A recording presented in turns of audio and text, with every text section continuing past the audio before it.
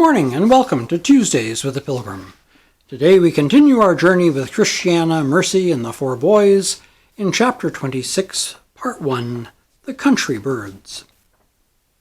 Now I saw in my dream that they went forward until they had come to the brow of a hill.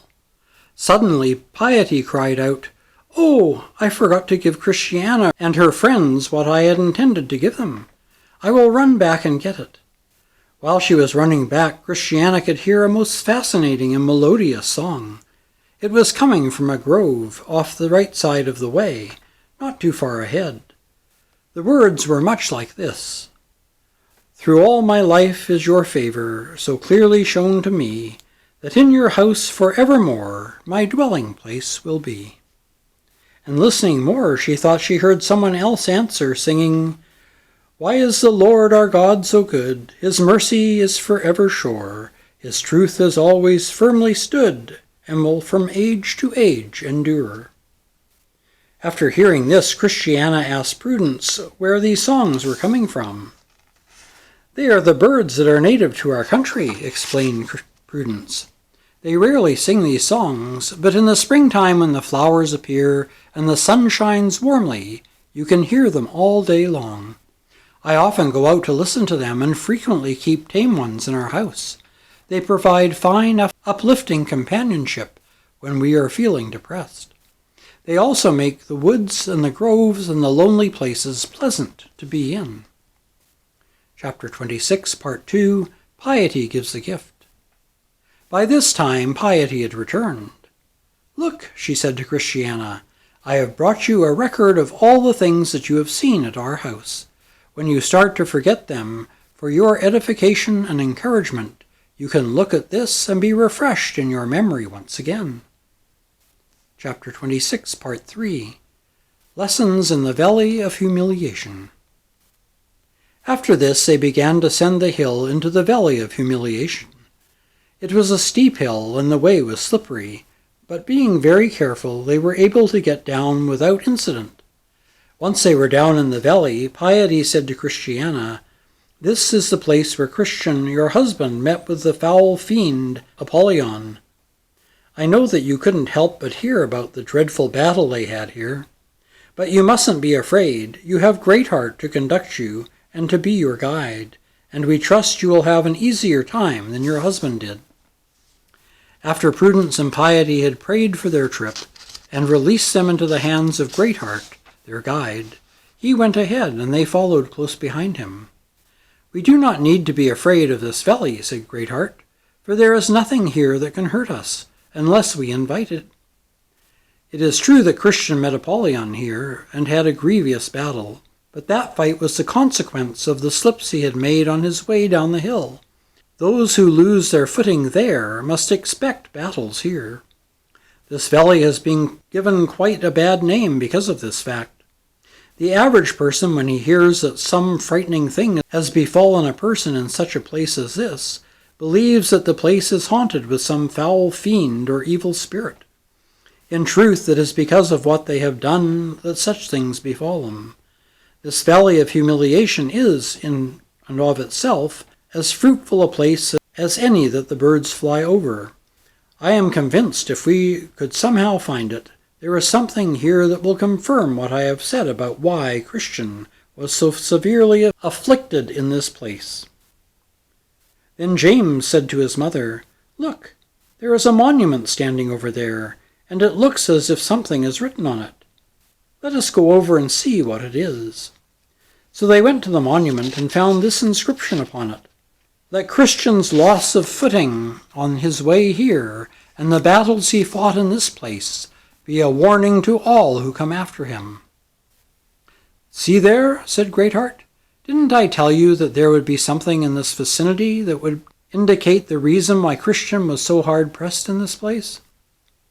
Then turning to Christiana, he said, "This is not a bad reflection on Christian, any more than on many others who have likewise suffered.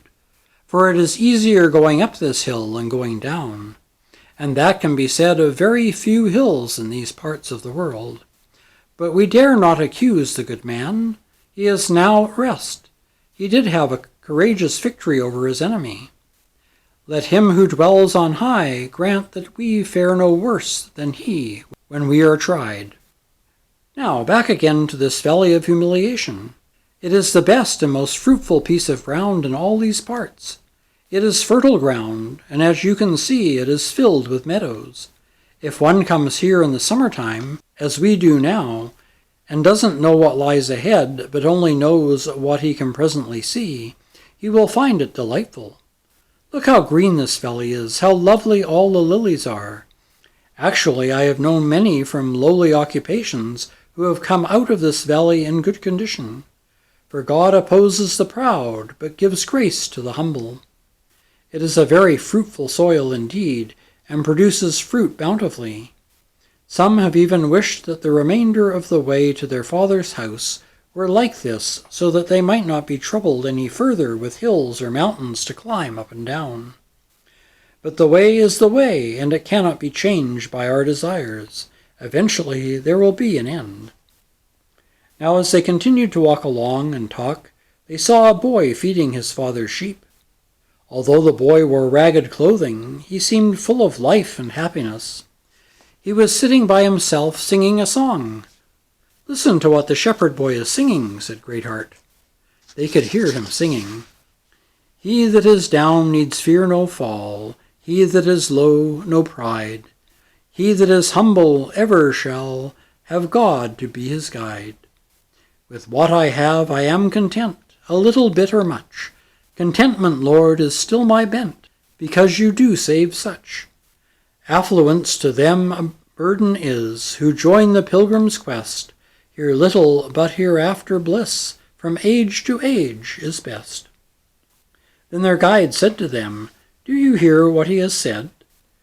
I will dare to say that this boy lives a happier life and enjoys more of that herb called heart-ease than the one who is clad in silk and velvet.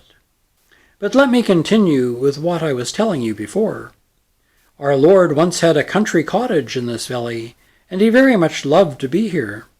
He also loved to walk in these meadows because the air is so pleasant, and the place is so free from noise and hubbub of this life. All other places are full of noise and confusion, but in the Valley of Humiliation one can find freedom and solitude. Here also he will not be so easily hindered in his times of meditation as in other places.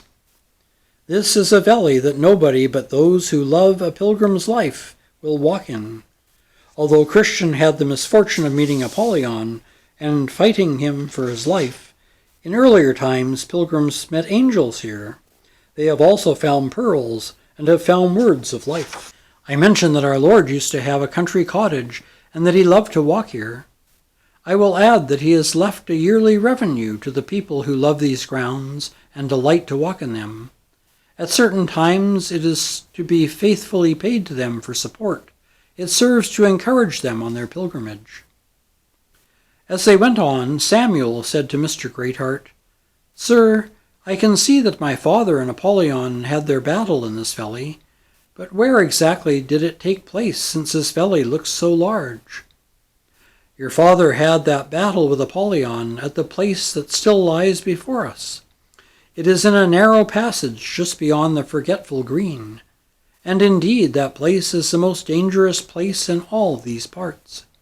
For if at any time the pilgrims meet with any violence, it is when they have forgotten the mercies they have received, and how unworthy they are to have received them.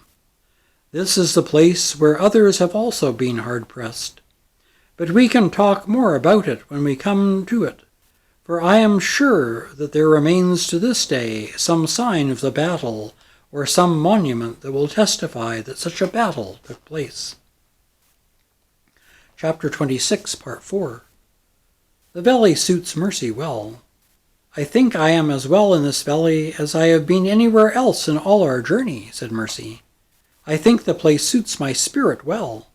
I love to be in such places where there is no noisy rattling of coaches or rumbling of wheels. I think it is possible here for one to think, without being disturbed by such things as he who is, where he has come from, what he has accomplished, and for what purpose the king has called him. Here one may have his heart humbled and broken and his spirit melted until he has eyes like the pools of Heshbon.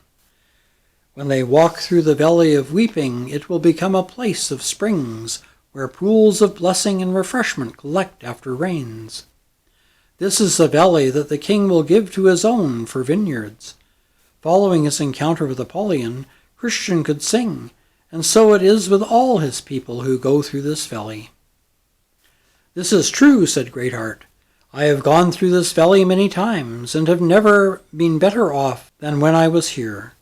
I have also been a guide to many pilgrims, and they have confessed the same experience. This is the one I esteem, he who is humbled and contrite of spirit, and trembles at my voice. And we'll stop there for this week. Next week we will pick up with chapter 26, part 5, a memorial to Christian's battle in the valley. Until then, take care, stay safe, and God bless.